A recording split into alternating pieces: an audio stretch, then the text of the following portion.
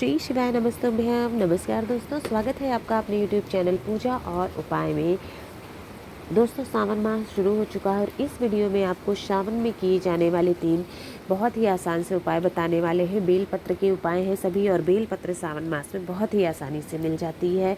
पूज्य गुरुदेव पंडित प्रदीप मिश्रा जी की कथाओं से सुनकर समझकर उपाय बताने का आपको पूरा प्रयास करेंगे। ये उपाय आप पूरे सावन में किसी भी दिन कर सकते हैं। आते हैं हम अपने सबसे पहले उपाय पर। पहला उपाय है, जैसे कोई मनोकामना है, आपकी कोई इच्छा पूरी नहीं हो रही है, कोई परेशानी है, तो भी आप उससे संबंधित आपकी जैसी भी मनोकामना है, कोई काम नहीं बन रहा है, नौकरी व्यापार नहीं चल रहा है, व्यवसाय नहीं चल रहा है, नौकरी चाहते हैं, काम धंधा नहीं चल रहा है, या और भी कोई सी भी परेशानी है, या कोई मनोकामना है हमारा घर बन जाए या ये हो जाए वो हो जाए, तो आप उस हिसाब से वो मनोकामना पूर्ति के लिए करना है। आपको लेना होगा 1 लोटा जल, जो कि आपको अपने घर से ही तांबे के लोटे में 1 लोटा जल चाहिए होगा सबसे पहला। दूसरी चीज़ जो चाहिए वो है लाल चंदन। थोड़ा सा लाल चंदन लेना है और उसका आपको गाढ़ा सा थोड़ा पेस्ट बना लेना है।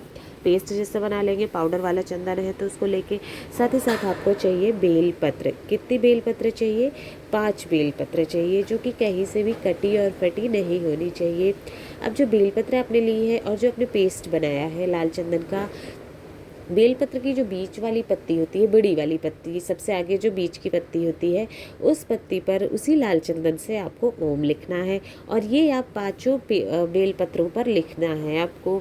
1 या 2 नहीं, 5 पर आप बीच की पत्ती पर ओम लिख देना है उसी लाल चंदन से। इस तरह से ओम वाली बेलपत्र तैयार हो गई। साथ ही साथ तांबे के लोटे में 1 लोटा जल लेना है और दोनों लेकर के चले जाना है शिव मंदिर, शिवलिंग के पास में। समय का कोई भी पाबंदी नहीं है, सुबह करना चाहे सुबह करें, शाम करना चाहे शाम करें। आप शिवलिंग के पास पहुंच जाते हैं तो सबसे पहले जो 1 लोटा जल ले रखा है आपने, वो 1 लोटा जल शिवलिंग के ऊपर श्री शिवाय नमस्तुभ्यम या ओम नमः शिवाय कहते हुए चढ़ा दीजिएगा। अब इसके बाद जो आपने 5 बेलपत्र रखी है, तो उसको चढ़ाने का क्रम ध्यान रखिएगा, कहाँ कहाँ पर चढ़ाना है और किस क्रम में चढ़ाना है। तो सबसे पहले 1 बेलपत्र आपको चढ़ानी होगी गणेश भगवान के। प्रथम पूज्य गणेश जी हैं, उनके स्थान पर शिवलिंग का जो दाहिना हिस्सा है वहाँ पर आपको चढ़ाना है 1 बेलपत्र। चिकनी सतह यानी जिधर आपने ओम लिखा हुआ है वो शिवलिंग को स्पर्श करना चाहिए, इस तरह से चढ़ाना है। अब दूसरा बेलपत्र पार्वती माता का जो हस्तकमल होता है, कटिभाग यानी कि उस स्थान पर चढ़ा दीजिएगा। तीसरा बेलपत्र आपको महादेव का जो शिवलिंग है, उस शिवलिंग के ऊपर आपको तीसरा बेलपत्र चढ़ाना है। और जब भी आप चढ़ा रहे हैं ओम नमः शिवाय कहते हुए चढ़ाइएगा।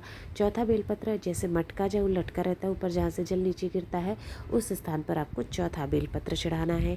अगर वहाँ मटका नहीं है, ऊपर घड़ा कोई नहीं रखा हुआ है, तो आप शिवलिंग के ऊपर ही चौथा बेलपत्र चढ़ा सकते हैं ओम नमः शिवाय कहते हुए।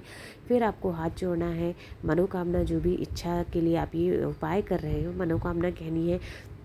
और वापस लौटते टाइम जो शिवलिंग की चौखट होती है मंदिर की, उस चौखट के मतलब बाहर ही दाहिने या बाईं तरफ किधर भी आपको 5वीं बेलपत्र समर्पित कर देना है। वहाँ पर भी हाथ जोड़कर प्रार्थना करनी है जो भी आपकी मनोकामना है उसके लिए, और वापस अपने घर चले आना है। इस सावन जो ये उपाय कर लेता है, भोले बाबा उसकी मनोकामना सावन पूरी होते होते ज़रूर पूर्ण कर देते हैं। आते हैं दूसरे उपाय पर। दूसरा उपाय है, अगर जीवन में कोई भी दुख है, परेशानी है, कष्ट है, समस्या है जिससे आप बाहर नहीं निकल पा रहे हैं, तो फिर ये उपाय करना है। अब समस्या ज़रूरी नहीं है कि धन संबंधी समस्या हो, ये एक मतलब कैसी भी समस्या होती है, मानसिक समस्या हो, एजुकेशन की समस्या है, बच्चों से परेशान है, कैसी भी समस्या हर घर की अलग होती है, तो आपको ये उपाय करना है। इस उपाय में आपको लेना होगा 1 बेलपत्र, उससे ज़्यादा नहीं चाहिए आपको, सिर्फ और सिर्फ 1 बेलपत्र चाहिए। साथ ही साथ आपको लेना होगा तांबे के लोटे में 1 लोटा जल। बस ये 2 सामग्री लेकर के आपको चले जाना है शिव मंदिर, शिवलिंग के पास। वहाँ पहुंचकर सबसे पहले जो आपने बेलपत्र ले रखी है, वो बेलपत्र आपको माता अशोक सुंदरी का जो स्थान है, उस स्थान पर कुंदकेश्वर महादेव का स्मरण करते हुए चढ़ा दीजिएगा। सबसे पहले बेलपत्र कहाँ चढ़ानी है? माता अशोक सुंदरी के स्थान पर, जो शिवलिंग का बीच का स्थान होता है, और उसके बाद कुंदकेश्वर महादेव को स्मरण करते हुए चढ़ाना है। फिर जो 1 लोटा जल ले रखा है, इसे हम 5-5 वाला उपाय भी कहते हैं, क्योंकि जो आधा जल आपको कहीं और चढ़ाना है, आधा कहीं और। आधा जल को 5 बार आप जो है, जो बेलपत्र चला है माता अशोक सुंदरी उस स्थान पर आपको चढ़ाना है। 1 2 3 4 5 बार करके आप आधा जल वहाँ चढ़ा दीजिए, और आधा हुआ जल जो है वो शिवलिंग के ऊपर 5 बार में वो भी चढ़ाएंगे। एक बार में ही सारा आधा नहीं चढ़ा देना है, 5 बार में कर करके ऐसे अंदाजे से 5 बार में उसको आप ख़त्म करेंगे। तो इस तरह से पूरा जल 10 बार में ख़त्म किया। 5 बार माता अशोक सुंदरी स्थान पे चढ़ाया बेलपत्र पे, 5 बार शिवलिंग के ऊपर आपने चढ़ाया ओम नमः शिवाय कहते हुए। इसके बाद हाथ जोड़कर अपना दुख परेशानी जो समस्या है वो कहनी है। भोले बाबा आपकी वो समस्या परेशानी बहुत ही जल्द दूर कर देंगे। जिस भी कष्ट के लिए आपने उपाय किया हुआ है, बहुत ही प्रसिद्ध उपाय है, सावन मास में करके ज़रूर देखिएगा 5-5-5 वाला उपाय। अब आते हैं अपने तीसरे उपाय पर। तीसरा उपाय जो है वो है बीमारियों के लिए। कोई सदस्य आपके घर में अक्सर बीमार रहता है, या फिलहाल बीमार चल रहा है, या पुरानी से पुरानी बीमारी है, उसको मतलब कैसी भी है बीमारी से संबंधित समस्या है, तो आपको ये उपाय करना है। आपको लेना होगा 1 बेलपत्र, जो कि कहीं से भी कटी और फटी नहीं होनी चाहिए, मात्र 1 बेलपत्र चाहिए। साथ ही साथ आपको कोई एक अनाज लेना होगा।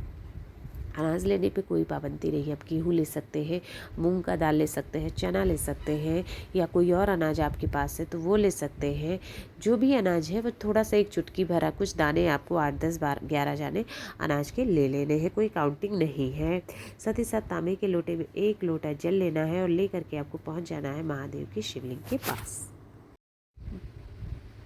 जब आप वहाँ पहुँच जाते हैं तो आपको इस बार जो बेलपत्र आपने हाथ में ले रखी है, वो बेलपत्र महादेव के शिवलिंग के ऊपर अर्पित करनी है, श्री शिवाय नमस्तुभ्यम कहते हुए। ठीक है, बीमारी के लिए उपाय कर रहे हैं जो आप, तो इस उपाय में आपको महादेव की शिवलिंग के ऊपर बेलपत्र समर्पित करना है, और इधर उधर नहीं करना है। कहीं पर भी शिवलिंग के ऊपर बेलपत्र चढ़ा दिया, और इसके बाद जो 1 लोटा जल है वो 7 बार आपको माता अशोक सुंदरी पे जल चढ़ाना है। 7 बार में माता अशोक सुंदरी में चढ़ाना है, और जल थोड़ा सा उसमें बचा भी लेना है, सारा जल नहीं चढ़ा देना है। 7 बार थोड़ा थोड़ा करके माता अशोक सुंदरी पे जल चढ़ाइए, थोड़ा जल आपको बचा लेना है, और वो बाकी का बचा हुआ जल उसके बाद आपको शिवलिंग के ऊपर जो भी व्यक्ति बीमार है उससे पहले उसका नाम बोलना है, गोत्र बोलना है, उसकी बीमारी की समस्या बतानी है, और उसके बाद वो प्रार्थना मनोकामना की वो स्वस्थ हो जाए ऐसी कामना करते हुए उस व्यक्ति के नाम से, या खुद अपने लिए कर रहे हैं तो अपना नाम गोत्र बोल के शिवलिंग के ऊपर अंत में श्री शिवाय नमस्तुभ्यम कहते हुए जल चढ़ा देना है। इस तरह से छोटा सा आसान सा उपाय है, करके ज़रूर देखिएगा, बीमारी में लाभ ज़रूर होगा। दोस्तों, इस वीडियो में आपको 3 उपाय बताए हुए हैं, जो कि आप सावन मास में किसी भी दिन कर सकते हैं। मुख्य तिथियां जैसे कि अष्टमी हो गया है, प्रदोष की तिथि हो गई है, या मासिक शिवरात्रि आती है, चतुर्थी तिथि हो गई है, सोमवार का दिन, इन तिथियों पर विशेष महत्व होता है। अगर आपको वीडियो पसंद आया हो तो वीडियो को लाइक करें, शेयर करें, चैनल सब्सक्राइब करें, कमेंट बॉक्स में हर हर महादेव ज़रूर लिखें। आप सभी पर भगवान भोलेनाथ और माता पार्वती की कृपा सदैव बनी रहे। सावन मास की हार्दिक शुभकामनाएँ।